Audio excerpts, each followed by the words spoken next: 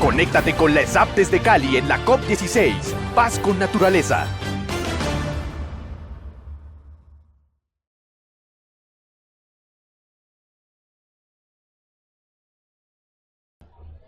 Bueno, muy buenas tardes. Estamos acá desde el stand de la Escuela Superior de Administración Pública, dentro del marco de la zona verde de la Conferencia de las Partes COP16. Hoy estamos tratando los temas de investigación. Estamos con nuestro enlace de investigación, el profesor José del Carmen Correa, desde la Territorial Cundinamarca y de la Subdirección Nacional de Investigaciones. Les habla Javier Gutiérrez, director territorial Cundinamarca. Y profesor Correa, hoy vamos a tratar un tema muy pertinente para el tema de preservación de ecosistemas y el tema del agua. ¿Cuál es el tema del ecosistema más grande de páramos del mundo, que es nuestro páramo del Sumapaz, ubicado entre Cundinamarca y el Distrito Capital? Doctor Correa, bienvenido. Gracias, doctor Javier Leonardo. Muy buenas tardes y muy buenas tardes para todos los audientes. Sí, para nosotros, digamos, es un placer poder hoy hablar del páramo del Sumapaz. Yo estuve trabajando en una ponencia en la cual se denomina el páramo del Sumapaz, estrategias de bioaprendizaje para la conservación del agua y la sostenibilidad. Este proyecto básicamente lo que tiene como objetivo es poder mirarlo desde el punto de vista de educación. Si bien es cierto, el páramo del Sumapaz, que está ubicado dentro de todo el sistema de páramos en Colombia, el cual nos permite, por supuesto, en este tipo de sistemas de alta montaña, que están ubicados entre los 3.000 y 4.500 metros sobre el nivel del mar, y que básicamente prestan un servicio ecosistémico frente a lo que es la captura, preservación e irrigación de agua, regulando así la sequía y regulando también los momentos de calor. Viene sufriendo, por supuesto, unos problemas como todos los páramos, y todos sabemos que, o de alguna manera sabemos que estos páramos que están ubicados básicamente en Sudamérica, Colombia, Venezuela, Perú, Ecuador y Costa Rica, el 50% están ubicados aquí en Colombia. Entonces, y ese 50 al 49% está ubicado en el páramo del Sumapaz. Eso quiere decir de que es un ecosistema que no solamente es de suma importancia, sino que irriga agua, no solamente para las principales cuencas como el río Orinoco y el río Magdalena, 24 municipios, y por supuesto un ecosistema fundamental para la ciudad de Bogotá, porque colinda con la ciudad de Bogotá. Entonces, mirando un poco frente a todos los problemas que siempre, digamos, los páramos están sufriendo en ese momento, como es el cultivo de papa, cultivo de cebolla, la ganadería que daña los suelos por compactación, la minería y otro tipo de situaciones que básicamente hacen de que cada día se pierda más zona de páramo. Entonces, por eso lo que se quiere mirar es un poco desde el punto de vista de educación. A todos nos compete de alguna manera cómo debemos preservar el agua, y el agua en su esencia desde el páramo y en este caso desde el páramo del Sumapaz. Profesor Correa, para contextualizar a las personas que nos ven sobre este tema y este bellísimo espacio del Sumapaz, quisiera que nos comentara cuáles son las características esenciales principales del ecosistema de páramo y por qué el páramo del Sumapaz es considerado tan estratégico, y por qué decimos contundentemente que es el ecosistema de páramo más grande del mundo. Sí, hay unas cifras que nos muestran un poco la dimensión. 333.400 hectáreas de extensión, páramo del Sumapaz. 3 departamentos, en este caso estamos hablando de Meta, Huila, Cundinamarca. Estamos hablando de la irrigación frente a ríos como el Orinoco, como el Magdalena, como el río Blanco, como el río Cabrera en sus cuencas, como el río Sumapaz, que básicamente estamos hablando no solamente el páramo del Sumapaz, sino todo el sistema de páramos, estamos hablando de que más de 16 millones de personas de alguna manera se están beneficiando de páramos. Y en este caso se habla de que para décadas como año 2030, muy seguramente Bogotá tendrá que entrar a mirar el páramo de Sumapaz como una fuente importante para el agua, no solamente el páramo del Chingaza y otro tipo de páramos que nutren a Bogotá, sino que el páramo del Sumapaz pasa a ser estratégico. Entonces, cuando miramos el páramo del Sumapaz, estamos hablando de una influencia de estos 3 departamentos de la Orinoquia, y estamos hablando que incluso puede llegar por su densa niebla y por la influencia que podría llegar a tener incluso en el Amazonas como tal. Bueno, profesor Correa, para seguir con la conversación, el páramo del Sumapaz se encuentra en el corazón de Colombia. Es colindante, de hecho hay una localidad de Bogotá que se llama Sumapaz, que pertenece a este páramo, pues hay algunos asentamientos humanos. También existe una provincia del departamento de Cundinamarca que se llama Sumapaz y que a él pertenecen ciertos territorios de ciertos municipios, algunos no determinados o que todavía no son municipalizados, que pertenecen al páramo. ¿Por qué usted cree que a pesar de las actividades antrópicas, la ciudad tan cerca, el centro del país, todavía preservamos y conservamos nuestro páramo? Sí, el páramo sigue siendo la esencia, y nosotros visto desde el mismo bioaprendizaje, porque aquí digamos tiene ese tipo de connotación frente a lo que somos, y cuando nos hacemos esa pregunta ¿qué somos? Viene la respuesta: somos agua. El 70%, 2/3 partes del cuerpo humano son agua. El cerebro, el 90% es agua. La vida nace en el mar, en el agua. Una persona no podría subsistir más de 2 días, 3 días sin agua. Entonces, cuando nos hacemos la pregunta y cuando sabemos de la importancia, si somos agua, ¿cierto? Somos naturaleza, somos tierra, pues tenemos que girar, dar un giro a todo lo que nosotros venimos haciendo dentro de toda la parte ambiental, preservación, conservación y de los páramos. Si nosotros definitivamente le damos y pasamos la hoja y no miramos todo lo que viene ocurriendo en los páramos, muy seguramente vamos a tener grandes problemas de agua.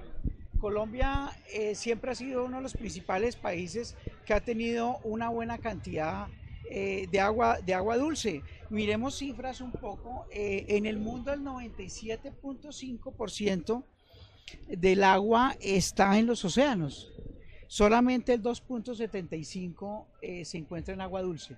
Entonces, si miramos, nosotros tenemos, digamos, esa gran capacidad de tener los páramos y de tener agua suficiente, pero va a llegar un momento donde si nosotros no hacemos una preservación, si no hacemos un cambio frente a la conciencia ambiental, muy seguramente vamos a acabar con este recurso. Por eso algunos lo denominan como fábrica de agua. Vamos a acabar la fábrica de agua y entonces tendremos que comenzar a hacer otro tipo reciclaje de aguas, etcétera, otro tipo de cosas que los están haciendo en otros países y que por supuesto nosotros tenemos esa posibilidad de tener aquí suficiente agua a través de los páramos páramos y específicamente el páramo del Sumapaz para toda esta zona. Perfecto, doctor Correa. Ya entrando más en materia, ¿cuál es la propuesta de que nace el proyecto de investigación sobre el tema de educación y en educación para la preservación del páramo del Sumapaz y en general para el cuidado del ambiente? Entonces, desde lo que nosotros llamamos de aprendizaje, que básicamente podemos tomar varios autores y dentro de eso Maturana y Varela, frente a lo que les ponen frente al autopoiesis, que es el aprendizaje. Auto, yo mismo, ¿cierto? Poiesis, creación. Y entonces, como los seres vivos estamos en constante aprendizaje, inclusive los mismos órganos. Entonces, ¿cómo estos seres vivos que estamos aprendiendo, que constantemente estamos aprendiendo, cómo a través de los procesos ambientales, de un proceso de entendernos y ancestralmente se habla de que yo no aprendo por sí mismo. Asman y Freire lo comenta, uno no aprende por sí mismo, uno no aprende del otro, sino aprende las interrelaciones que se tienen. Entonces, ¿cómo yo puedo a través de la educación ambiental, cómo yo puedo a través de los niños, cómo yo puedo a través del otro comenzar a cambiar esa mentalidad para finalmente llegar a tener unas propuestas? Porque estamos en un mundo económico antiecológico, antropocentrismo, donde el capitalismo juega un papel importante y aquí juega el tema de las utilidades. Y entonces, si seguimos expidiendo licencias ambientales para la explotación de minas, si seguimos expidiendo licencias para extracción de otros materiales como el oro, en el páramo de Santurbán, por ejemplo, donde se está priorizando unas regalías por encima del agua, que es fundamental para, digamos, para esa zona en ese caso. Entonces, tenemos que cambiar ese pensamiento económico antiecológico, que definitivamente, por más de que las asociaciones de agricultores, por más de que las empresas asociativas de trabajo, reunión y comunidades que vienen trabajando sobre cambio de prácticas frente a su producción limpia, pues muy seguramente no se podrá, digamos, avanzar de manera importante si se continúa en el mismo esquema de pensamiento económico antiecológico. Entonces, básicamente esa es la propuesta de educación ambiental. Concretamente es que nuestros niños, nuestros jóvenes, nuestros abuelos visiten el páramo. Esa es una pregunta. Y si es así, estas actividades antrópicas, digamos, en principio pensaría que son de actividad pasiva, no pueden generar un impacto sobre el páramo, es la pregunta. Y esto lo uno a cuáles son los principales desafíos y riesgos que cuenta el páramo del Sumapaz y que debemos entrar todos a corregir para evitar que a futuro pues desaparezca este patrimonio de la humanidad. Sí, definitivamente ya se ha demostrado que el turismo, a pesar de en algunos casos que puede ser pasivo, hay también un turismo que viene en gran masa y que por supuesto por compactación de suelos, porque aquí digamos una de las características del suelo es que es bastante esponjoso para poder digamos conservar el agua.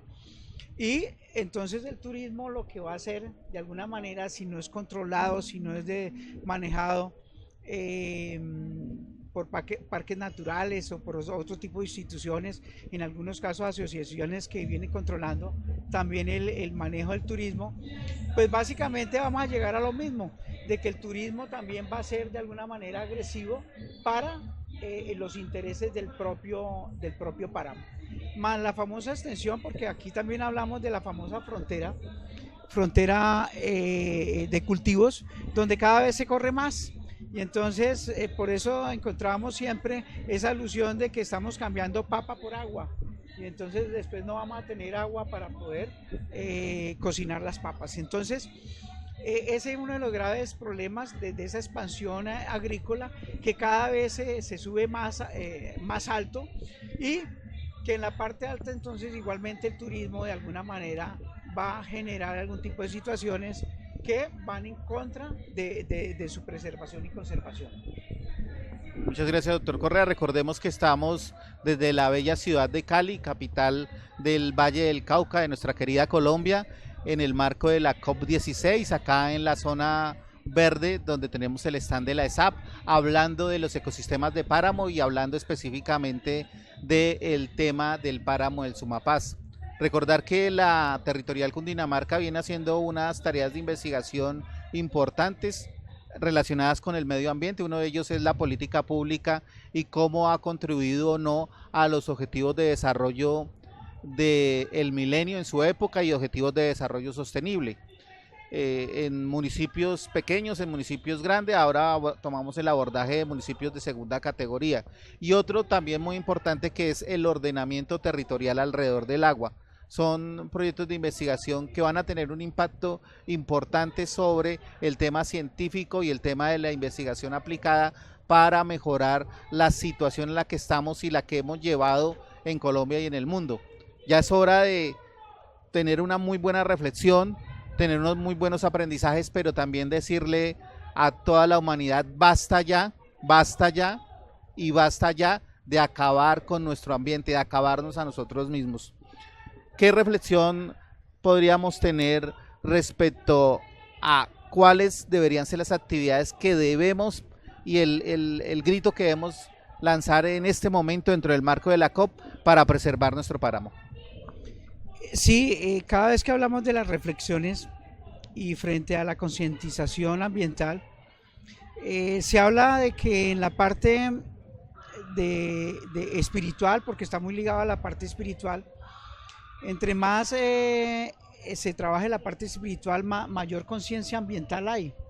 Entonces, la humanidad tiene que dar un giro, y ese giro tiene que ser frente a la capacidad de poder entender de que nosotros somos parte de la naturaleza, que no podemos ser depredadores y acabar con todos los recursos que tenemos a la mano. Necesariamente tenemos que convivir y hacer algo ya, ¿cierto? Frente a esos cambios que pueden ser mínimos, pueden ser desde lo que me compete, y frente a cada una de las cosas que tenemos, digamos, cercano. Ahorro del agua, concientización con los niños frente a toda la conservación, reciclaje, el reciclaje circular frente a todos los materiales que nosotros desechamos, frente a los materiales que tenemos plásticos de un solo uso, etcétera. Entonces, si nosotros logramos hacer esa concientización, muy seguramente se va a cambiar el estilo de vida que llevamos, y frente a cada una de las autoridades, cuando hablamos de ese cambio económico antiecológico, pues necesariamente se tienen que dar algunas políticas que vayan finalmente a la conservación de lo que tenemos, y en este caso frente a la conservación del páramo, que es preservación de la vida, preservación del agua. Perfecto, doctor Correa. Un tema que usted menciona es justamente la cultura occidental nos lleva a hacer una separación, eso desde tratadistas como Edgar Morin, como Maturana, como Manfred Masniff, nos dicen que ese es un error de hacer la separación como una dicotomía casi esquizofrénica entre el objeto y el sujeto, no solamente desde el punto de vista del estudio, sino de la intervención. Entonces nosotros somos el sujeto y transformamos la naturaleza, transformamos y no miramos que nos estamos transformando a nosotros mismos, y que nosotros también somos objeto y que pertenecemos a un todo vital que es nuestro mundo, nuestro cosmos. Esa reflexión es importante porque debemos cambiar los paradigmas, la forma de pensar de manera profunda para poder corregir hasta donde hemos llegado. Definitivamente no vamos por un buen camino, definitivamente debemos tomar conciencia. El presidente de la República en cada una de sus intervenciones menciona la necesidad que ya tomemos medidas contundentes para cuidar el medio ambiente, porque estamos a muy pocos pasos de acabarlo y a un estado de no retorno que podemos tener. Nosotros estamos en una escuela de administración pública y es una pregunta obligada, doctor Correa. ¿El andamiaje institucional, el diseño institucional colombiano permite el control y la preservación ambiental, o qué falencias vemos? Sí, yo creo que debe ser la educación, y cuando estamos hablando no solamente de la educación superior, sino de la básica, primaria, secundaria, pues necesariamente se tienen que tomar medidas para llegar finalmente a poder generar políticas, generar una conciencia ambiental y generar cambios. Lo comenta ancestralmente, y Leonardo lo especifica dentro de lo que habla de la esencia del cuidado, de entendernos como naturaleza, de entendernos de que es sagrada, el agua tiene que ser tal como nuestros ancestros, los muiscas, los utagaos que habitaban en el páramo del Sumapaz, lo entendían. Y entonces entendían esa capacidad del famoso abuelo, por la niebla que se gesta en la alta montaña, decía el abuelo, que es la preservación en la vida. Y entonces, si nosotros entendemos al agua, entendemos al páramo del Sumapaz como algo sagrado, muy seguramente lo vamos a ver de otra manera, mirar con otros ojos. Mientras nosotros veamos el agua simplemente como un recurso, muy seguramente la utilizaremos y no más, simplemente la haremos para nuestro uso y no nos damos cuenta que es parte de nuestra esencia. Entonces, Leonardo lo especifica, tenemos que retornar a lo ancestral y generar ese cuidado, porque es ese cuidado, si nosotros cuidamos el agua, nos estamos cuidando a nosotros mismos. Entonces, desde las universidades, desde la educación superior, desde todo tipo de educación que se pueda llegar a generar, incluso no solamente educación formal, sino informal, y dentro de la educación que recibimos en nuestra casa, en nuestra familia, pues muy seguramente tendremos que repensarnos para finalmente cambiar ese pensamiento antiecológico.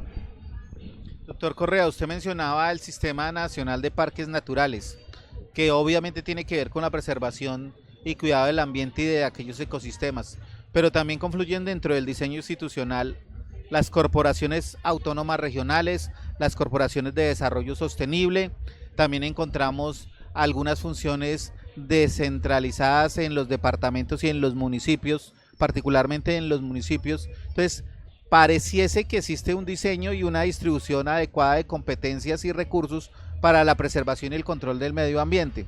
Sin embargo, pues encontramos unas situaciones donde claramente no está funcionando el sistema institucional. ¿A qué se debe esto? Sí, ahí viene el diálogo de saberes entre las instituciones, entre la comunidad, entre el mismo sector empresarial, el sistema educativo, porque necesariamente tenemos que tener en cuenta las comunidades. Las instituciones no pueden ir por un lado y no escuchar, digamos, lo que viene sucediendo con las comunidades. Entonces necesariamente tiene que haber un diálogo de saberes para finalmente poder corregir todo este tipo de fallas y finalmente que todos, digamos, vayamos por la misma línea para poder finalmente hacer la protección ambiental. Perfecto, doctor Correa. Sigamos entonces con el tema de investigación y la propuesta central de la educación ambiental para la preservación del sistema de páramos, que podemos, yo creo que extrapolarlo no solamente al sistema de páramos, sino a cualquier sistema y ecosistema que presta esos servicios ecosistémicos, vale la redundancia, y que también nos sirve a todas las comunidades. ¿Cómo es esa propuesta de manera concreta? Sí, frente a la propuesta, entonces, cuando hablamos de bioaprendizaje y de educación ambiental, necesariamente estamos hablando de aprender para la vida. Es un aprendizaje que debe quedar, no simplemente es un aprendizaje para simplemente una nota, una evaluación, sino que se debe generar un cambio de conciencia. Esa conciencia ambiental que muy seguramente nos va a hacer cambiar frente a nuestro quehacer, frente a inclusive cuando se hace ese cambio y se llegan estas personas, se llegan a las instituciones, pues muy seguramente va a haber un cambio también generacional muy importante y que cuando uno aprende para la vida, pues esto queda, cuando el niño aprende para la vida, pues muy seguramente estos cambios no se van a dar simplemente de olvidar las cosas, sino de simplemente entendernos de que somos naturaleza y que necesariamente tenemos que generar ese cambio, o si no, llegaremos a ese punto que habla el doctor Javier frente al no retorno. Donde ya la humanidad no tendrá que hacer y donde ya será muy difícil, por ejemplo, recuperar cuencas de ríos, recuperar páramos, recuperar el mismo Amazonas e incluso la teoría que habla sobre lo que puede llegar a ocurrir cuando finalmente llegue el punto de no retorno en el mar.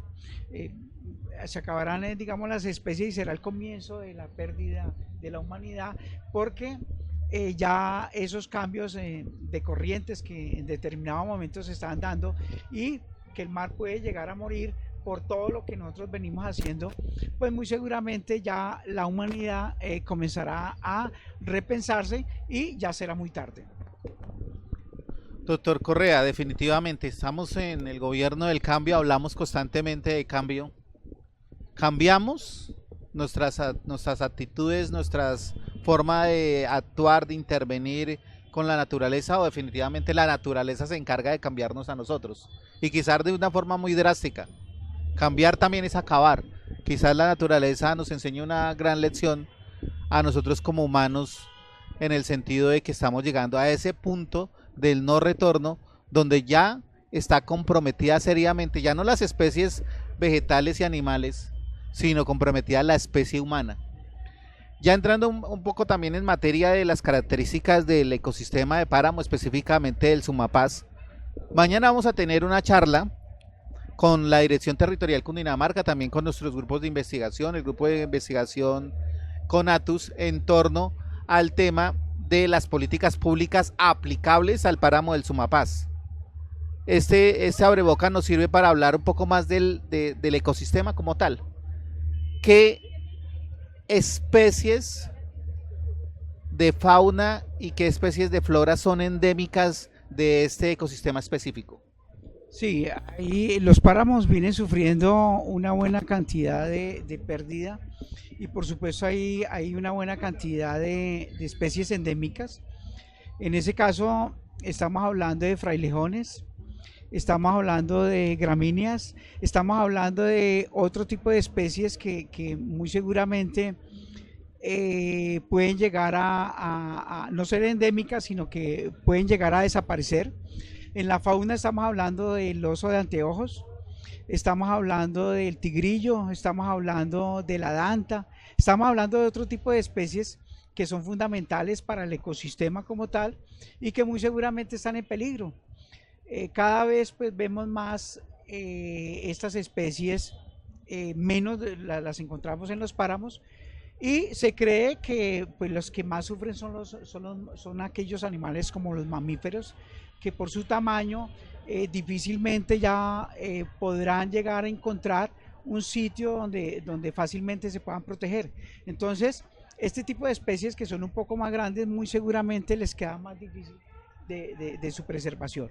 Entonces, cada vez que nosotros corremos la frontera de la agricultura, cada vez que se colocan más cercas frente en el páramo, muy seguramente estaremos reduciendo el espacio para que estas especies puedan libremente movilizarse y libremente reproducirse.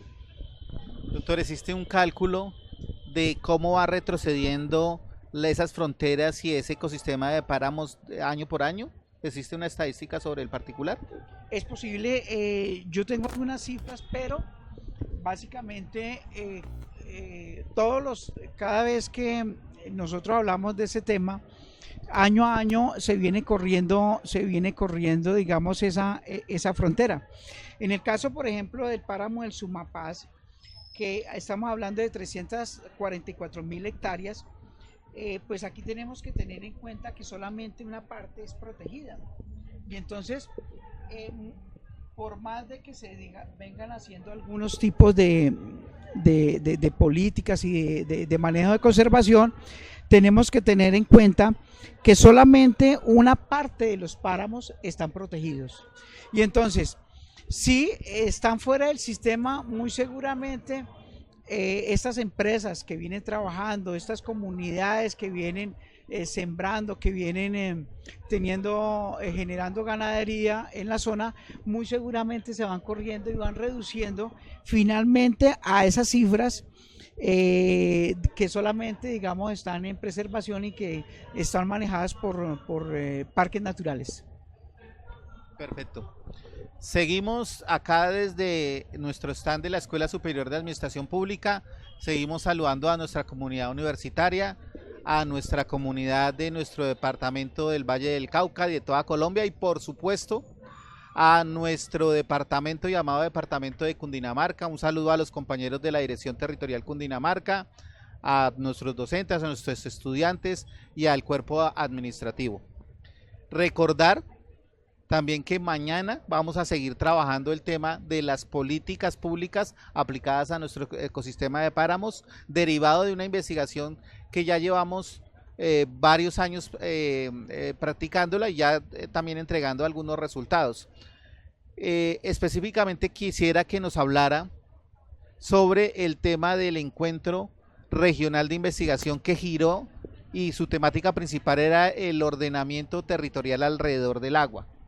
Una propuesta que parece novedosa, que viene del plan de desarrollo, pero definitivamente nace de una propuesta de desarrollo regional que conlleva a la organización de las corporaciones autónomas regionales por cerca a los años 60, cuando se crean estas corporaciones, justamente donde se dice el ordenamiento territorial de todas las actividades debe darse con base en el agua y debe basarse en el tema del sistema de cuencas hidrográficas y microcuencas hidrográficas.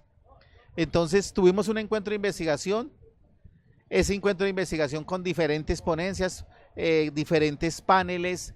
Profesor, ilústrenos un poco sobre este encuentro que tuvimos desde la Dirección Territorial Cundinamarca. Sí, este evento realizado por la Territorial Cundinamarca en cabeza del doctor Javier, y que tuvo, digamos, como su esencia todo lo que genera el agua o alrededor del agua.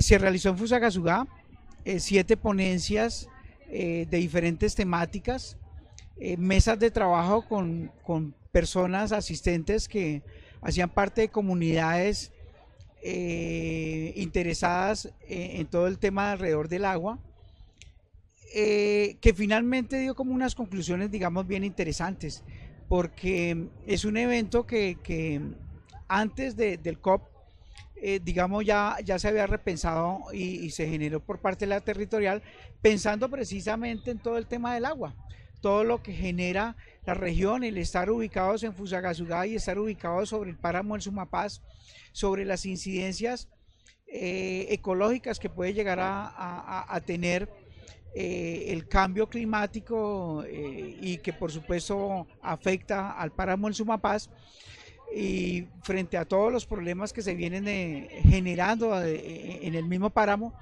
Entonces digamos que fue una bonita oportunidad para que se hiciera academia, teniendo en cuenta este tema tan importante y generándose desde el mismo territorio, generándose con las mismas comunidades y alrededor de estudiantes, egresados, profesores de la territorial, que por supuesto participaron en el evento.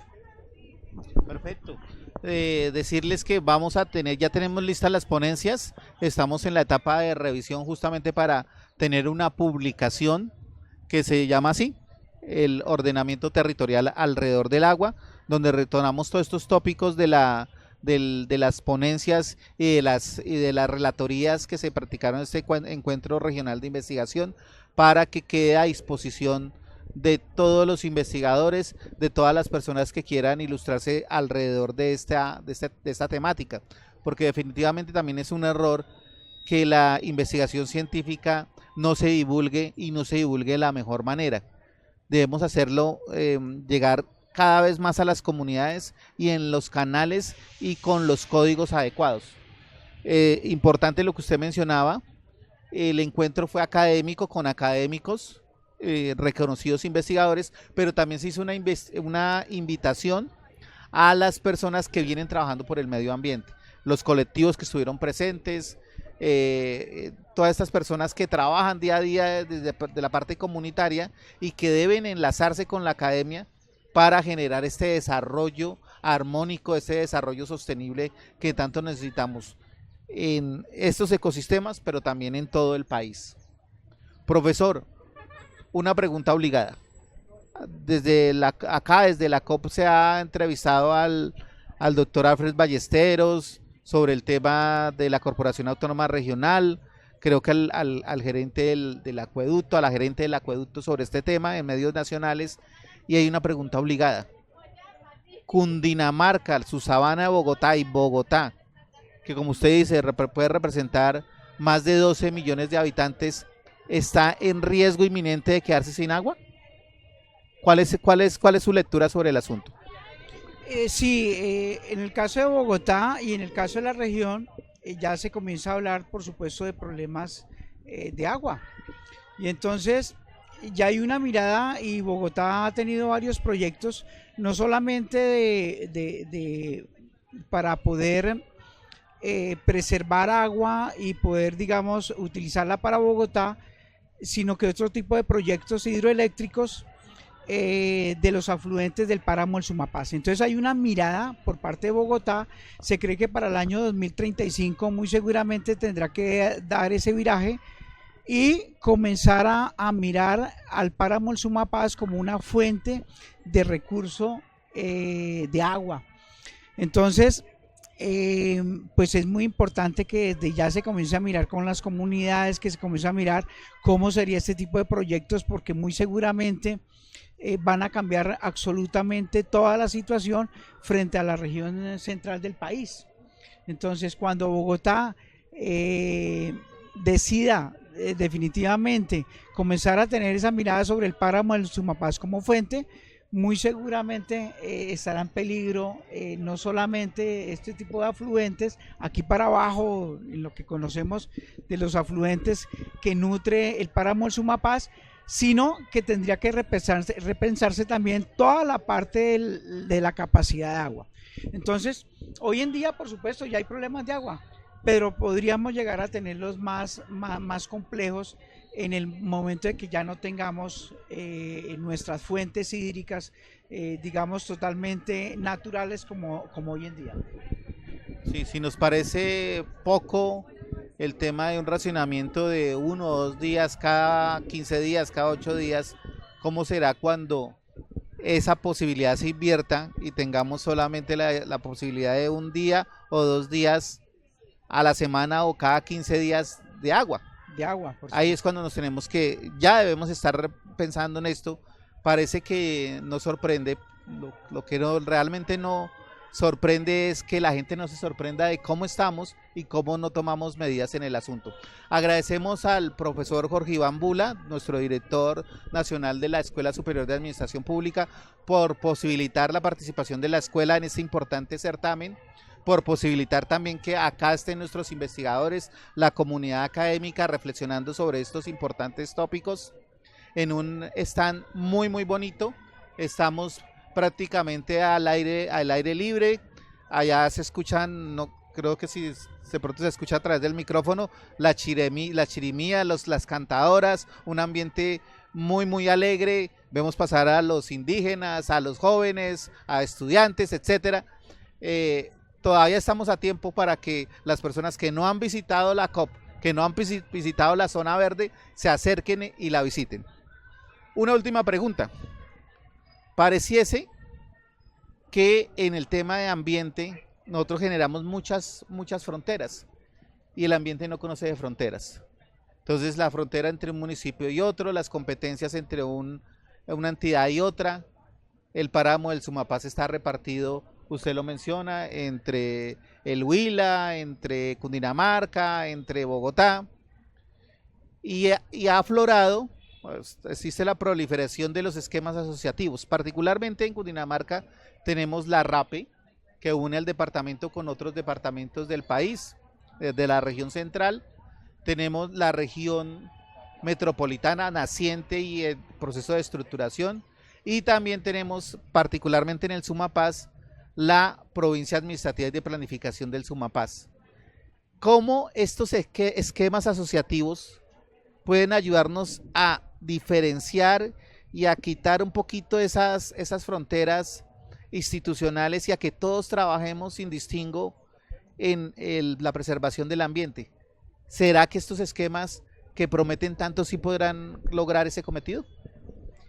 Sí, tal como lo comenta el doctor Javier, cuando se hacen las divisiones político-administrativas y cuando incluyen diferentes instituciones en pro, pues se van a presentar muchas dificultades de coordinación, dificultades de poder llevar una sola línea frente a la preservación y conservación de los páramos. Entonces, aquí nuevamente juega ese papel clave que yo comentaba hace un momento frente al diálogo de saberes, porque estas instituciones necesariamente tienen que tener una coordinación, y esa coordinación no puede ser solamente entre instituciones, sino con la comunidad. Necesariamente la comunidad tiene que entrar a jugar un papel fundamental, porque hay unas comunidades que ya vienen trabajando sobre el páramo del Sumapaz, y entonces deben ser tenidas en cuenta. Aquellas son las que finalmente están viviendo sobre el páramo, sobre cualquier tipo de decisión va a recaer sobre estas comunidades. Entonces, si bien es cierto, todo este tipo de instituciones son bien interesantes para poder finalmente llegar a cumplir el cometido, la coordinación y el diálogo de saber entre comunidades tiene que ser fundamental, o si no, finalmente cada quien trabaja por un pedacito, y en lo ambiental no puede ser de esa manera. Ya está dicho, señores alcaldes, señores autoridades ambientales, a trabajar de forma coordinada y armónica, porque el tiempo se nos acaba también el tiempo de la transmisión. Agradecemos al equipo de comunicaciones de la Escuela Superior de Administración Pública, liderada por el señor Milton Medina. Muchas gracias, y recordemos que la ESAP presente en los territorios de Colombia, hoy desde la conferencia de las partes Zona Verde, demostrando que estamos haciendo comunidad y que estamos haciendo comunidad académica y generando desarrollo. Muchas gracias, doctor Correa. Doctor Javier, muy amable, y a toda la comunidad, que este sea el repensar, que el COP sea el punto crucial para poder cambiar ese futuro que nos espera. Entonces, lo que hagamos hoy muy seguramente va a repercutir en un futuro que por supuesto tiene que ser promisorio. Muchas gracias.